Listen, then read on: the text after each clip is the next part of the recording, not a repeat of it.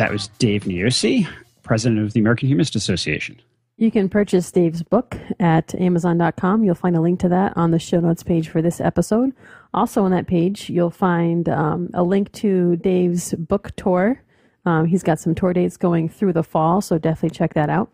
And if you want to read more about Dave's columns in Psychology Today, you can do that at psychologytoday.com. We also syndicate them in our weekly newsletter, the Humanist Network News. So you can subscribe to that. And also definitely follow Dave on Twitter and Facebook because he'll keep you up to date on what's happening in the movement.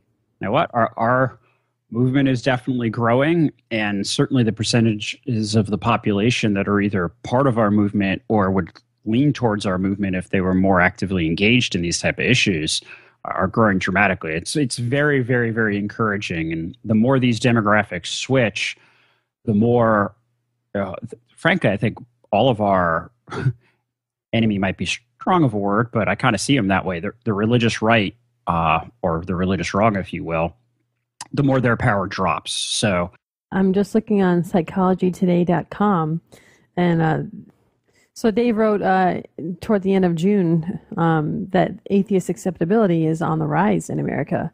So we've now sort of tipped over to 54% as far as who would you vote for a secular candidate in an election? Yeah, it's a dramatic shift, although we have a long way to go because African-American, female,